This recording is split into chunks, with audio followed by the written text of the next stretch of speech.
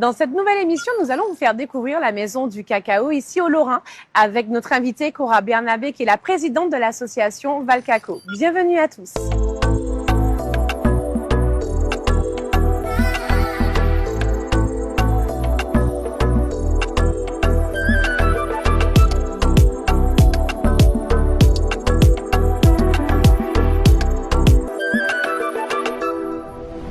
Cora, le Lorrain a désormais une maison dédiée à la valorisation du cacao. Parle-nous de ce projet de longue haleine, je crois que ça a pris plus de 10 ans, je crois. C'est ça.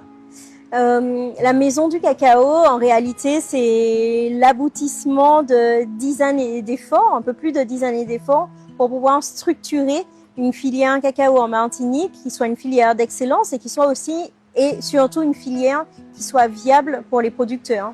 Et une des façons de faire quelque chose de viable pour les agriculteurs, c'est de créer de la valeur ajoutée. Et une des façons de créer de la valeur ajoutée, c'était de transformer une partie des produits et de rendre aussi l'accès finalement à ce qu'on a appelé la maison du cacao à tous les visiteurs.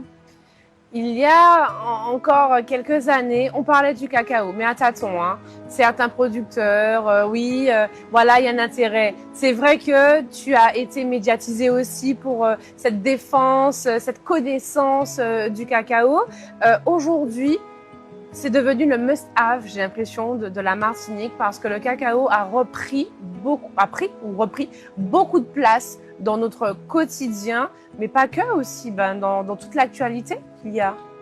On est vraiment fiers, vraiment contents du chemin parcouru. On sait que c'est le début, 10 ans plus tard, c'est un gros accouchement et c'est le début d'une autre phase en fait dans le développement de la filière. Ça y est, on a fini, on a posé les bases, on a créé cette maison du cacao. Elle est ouverte à tous. J'ai l'habitude de dire que c'est un peu la maison de tous les Martiniquais. Je suis contente parce que quand les gens viennent visiter, ils nous disent qu'ils sont contents, qu'ils sont fiers pour la Martinique et finalement pour nous, c'est le plus beau cadeau. Pourquoi au Lorrain ? Parce que pour nous, ça devait absolument être dans le Nord. Parce que 70% des producteurs sont dans le Nord, mais aussi beaucoup parce qu'on développe beaucoup le centre, beaucoup le sud, et on a tendance à délaisser notre Nord. Donc d'abord parce qu'il fallait qu'on le fasse dans le Nord, pour ces raisons-là. Et pourquoi le Lorrain ? Parce que ce site-là, en fait, est une vieille sucrerie, et par rapport à notre histoire, ça fait sens de la transformer positivement. Puisqu'on parle de transformation, que découvre-t-on lorsque nous sommes à l'intérieur de cette maison du cacao ? En fait, lorsqu'on arrive, on passe dans une forme d'allée centrale où on va découvrir comment on passe du fruit initial, donc de la cabosse. Des fois, on ne sait même pas à quoi ressemble le fruit. Comment on passe de la cabosse à la tablette de chocolat. Donc, on va voir toutes les étapes en transparence. Donc les cabossages, la fermentation, le séchage, la transformation, donc torréfaction, broyage, conchage, tempérage. Et puis après, il y a toute une partie historique à l'intérieur de la boutique. Donc il y a aussi une boutique où on peut acheter à la fois les produits qu'on a préparés sur place, tablettes de chocolat, des fèves concassées, des choses comme ça, mais aussi des produits d'autres artisans de la Martinique. Aujourd'hui, ces producteurs qui se sont réunis autour de ce projet commun, comment se sentent-ils ? Comment vont-ils depuis l'aboutissement ? Je pense que les producteurs sont fiers, ils sont contents, ils se sont dit, on a réussi à tenir cet engagement et qui est en réalité l'engagement du collectif. En fait, c'est vrai. C'est-à-dire, il y en a certainement qui se disent ce que racontent les membres du bureau pendant 2 ans, depuis qu'on a pris la décision de mettre en place cette maison du cacao, c'est en train de se réaliser. Et en fait, c'était pas si fou que ça. Parfois, il faut rêver loin.